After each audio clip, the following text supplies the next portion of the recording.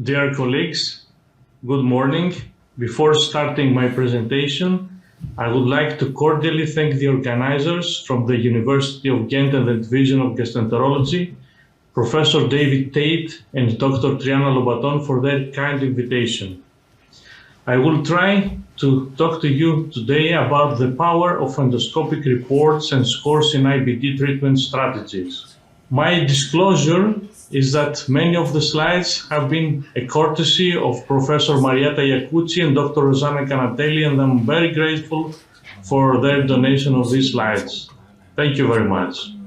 The lecture objectives: an overview of the endoscopic scoring systems for UC and Crohn's disease, the use of endoscopic activity scores for the assessment of disease activity and for the evaluation of prognosis and efficacy of medical therapy, and of course, the discrepancy between endoscopic and histological assessment.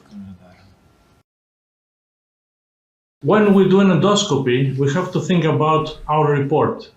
And when we scope a patient with ulcerative colitis, we can use Mayo endoscopic score, ulcerative colitis colonoscopic index of severity, ulcerative colitis endoscopic index of severity, and the newest Picasso, the Paddington International Virtual Chromendoscopy score.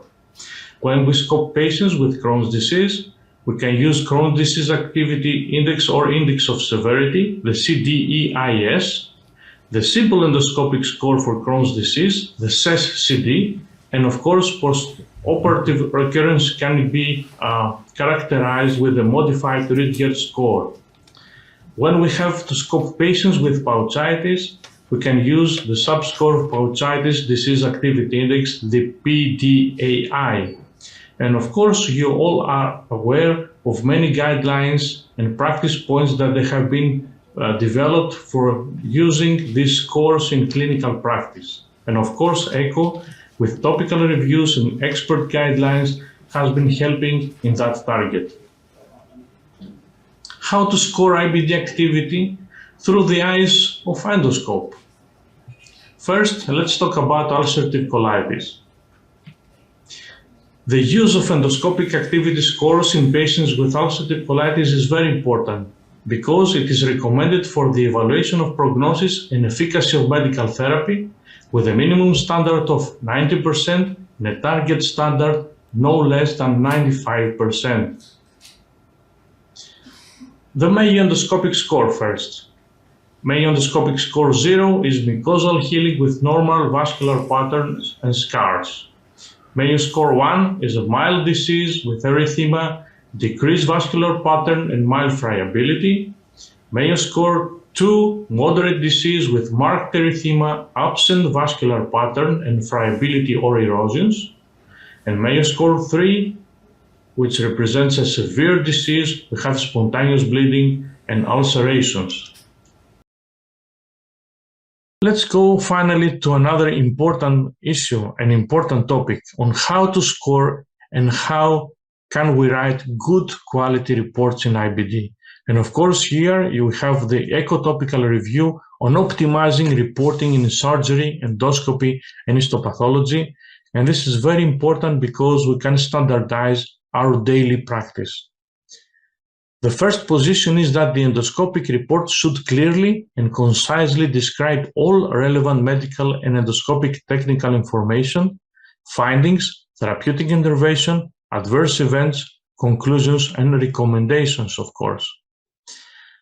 Another practice position is very important, and these all are practice positions because we don't have the relevant literature to support them by evidence level 1 or 2. So they are, let's say, practice positions. They are the, we recommend to the physicians, to the gastroenterologists that they scope every day, that the endoscopic activity of each segment should be described using both reproducible terms related to degree of inflammation and standardized endoscopic scores. For example, if we write a report for a patient that we have been scoped, that has been scoped with IBD, we have to clearly describe the pre-procedure features, indication, characteristics of the disease, the phenotype, treatment, symptoms of the patient, the bowel preparation used, the sedation, the overall duration, and the endoscopic instrument that we use, and all devices settings that we have used to scope the patient. And here you can see a paradigm of how we can fill these gaps and these terms and these questions with writing a pre-procedure features. Now, intra-procedure features. First, we do digital anorectal examination and perianal inspection. We do retroflexion in the rectum, the extent of examination, the bowel preparation, good, moderate, according to many scales, technical limitations, withdrawal time, adverse event, patient tolerance, activity of the disease.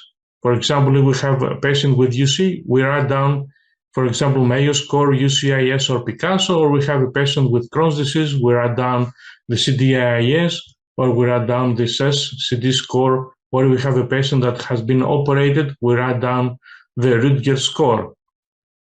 And of course, if we took biopsies, the localization of biopsies and the number of biopsies.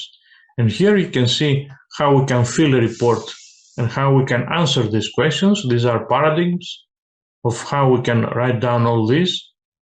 And of course, post-procedure features. We need a conclusion and we need an advice of how we can follow up this patient.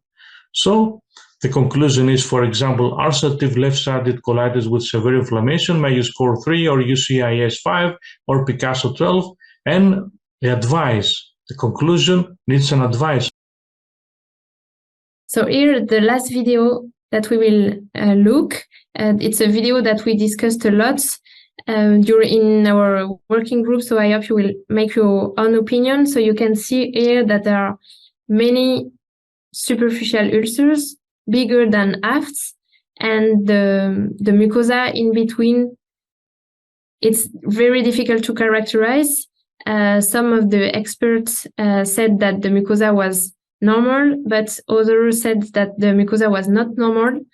So this is really where the discussion is difficult and where the use of the Rutgeerts score is difficult. So I will put it again, and you can see here the ulcers, and you can think in your head what you think about the mucosa. So some ulcers have red halo around, and what do you think of the mucosa which is not really around the ulcers?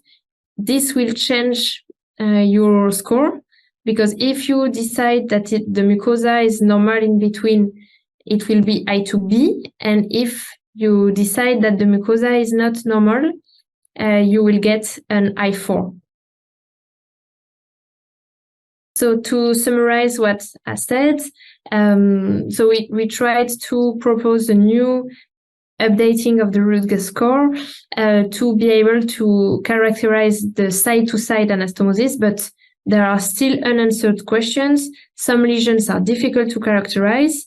We don't know what is the frequency of the lesions according to the locations. For example, we have the impression that there are many patients with lesions in the ileal inlet, but not so many patients with lesions on the anastomotic lines with this new anastomosis, but it's only an endoscopist feeling.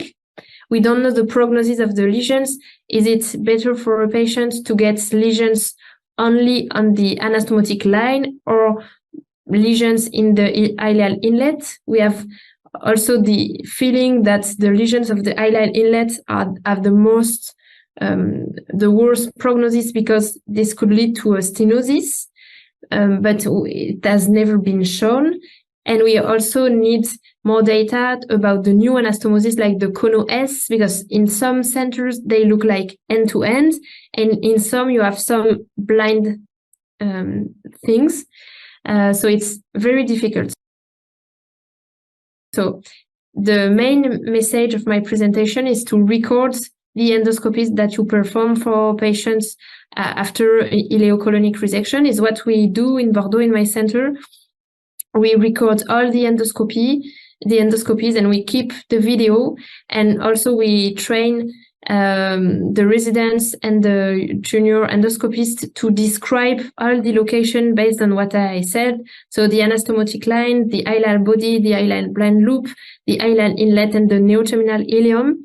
I did not mention a lot the colonic blind loop, because it's really not frequent that we find lesions in that spot. But really the message is to record the endoscopies and to describe very well the lesions.